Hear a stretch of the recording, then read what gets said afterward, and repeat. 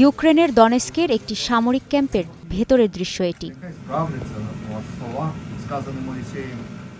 টেবিলে সাজানো খাবার, তবু চোখে মুখে যেন এক গভীর শূন্যতা। পরিবার পরিজন থেকে দূরে বড়দিনের উৎসবও আনন্দের উপলক্ষ হতে পারছে না ইউক্রেনীয় সেনাদের।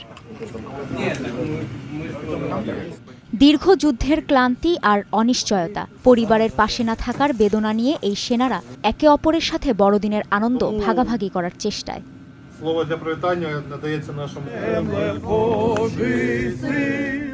দনেস্কেরই আরেকটি সামরিক ক্যাম্পের দৃশ্য এটি। সেনাদের কণ্ঠে বড়দিনের প্রার্থনার সুর। এখানে নেই খাবারের আয়োজনও। একজন সামরিক যাজকের নেতৃত্বে শান্তিপূর্ণ ও বিনয়ী পরিবেশে বড়দিনের প্রার্থনা করছেন ইউক্রেনীয় সেনারা। জেকে বসা ভয় ও অনিশ্চয়তার মাঝেই তাদের একটি প্রার্থনা, প্রাণঘাতী এ যুদ্ধের অবসান।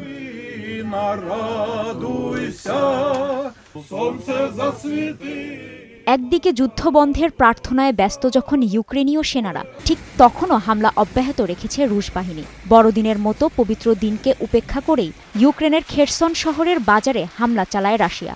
এতে বেশ কয়েকটি দোকানে আগুন লেগে যায়, নিহত হয় একজন। চলমান এ পরিস্থিতির মধ্যেই শান্তি চুক্তির বিষয়ে অগ্রগতির কথা জানিয়েছেন ইউক্রেনের প্রেসিডেন্ট ভলোদিমির জেলেনস্কি। বৃহস্পতিবার যুক্তরাষ্ট্রের বিশেষ দূত স্টিভ উইটকফ ও জ্যারেড কুশনারের সাথে ফোনালাপ হয় জেলেনস্কির। তিনি বলেন, শান্তি চুক্তি নিয়ে ভালো অগ্রগতি হয়েছে এবং বেশ কিছু নতুন বিষয়ও সামনে এসেছে। এগুলো কিভাবে বাস্তবায়ন হবে তা নিয়ে শুক্রবার ইউক্রেন ও মার্কিন প্রতিনিধিদের মাঝে বৈঠকের কথাও জানান জেলেনস্কি। যুদ্ধ থামাতে আমরা কিছু ভালো ধারণা নিয়ে কথা বলেছি। স্টিভ উইটকফ ও জ্যারেড কুশনারের সঙ্গে আলোচনার মাধ্যমে অনেক বিষয় বিস্তারিতভাবে উঠে এসেছে। আমাদের প্রতিনিধি আবারও মার্কিন প্রতিনিধিদের সঙ্গে কথা বলবেন। আলোচনার বিষয়গুলো বাস্তবায়নের ব্যবস্থা করা আমাদের জন্য খুবই গুরুত্বপূর্ণ। জেলেনস্কি জানান, শান্তি চুক্তি নিয়ে বেশ কিছু নথি ইতোমধ্যেই প্রস্তুত করা হয়েছে, তবে বিশেষ সংবেদনশীল বিষয়গুলো নিয়ে এখনও কাজ করতে হবে। কিছু নথি ইতোমধ্যেই প্রস্তুত হয়েছে। আমি দেখতে পাচ্ছি যে সেগুলোর বেশিরভাগই প্রায় সম্পন্ন, তবে সংবেদনশীল কিছু বিষয় নিয়ে এখনো কাজ বাকি আছে। মার্কিন প্রতিনিধিদের সাথে বৈঠকের মাধ্যমে এ বিষয়গুলোর সমাধান নিশ্চিত করা সম্ভব হবে।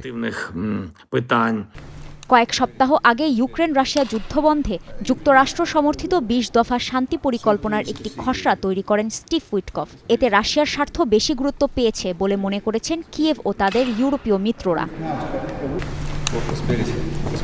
তবে গেল বুধবার খসড়াটিতে নতুন করে কিছু বিষয় সংযোজন করা হয়।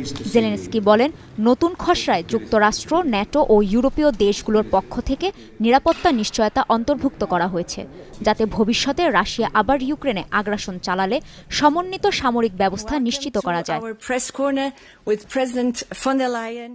কাজী শাহরিন, স্টার নিউজ।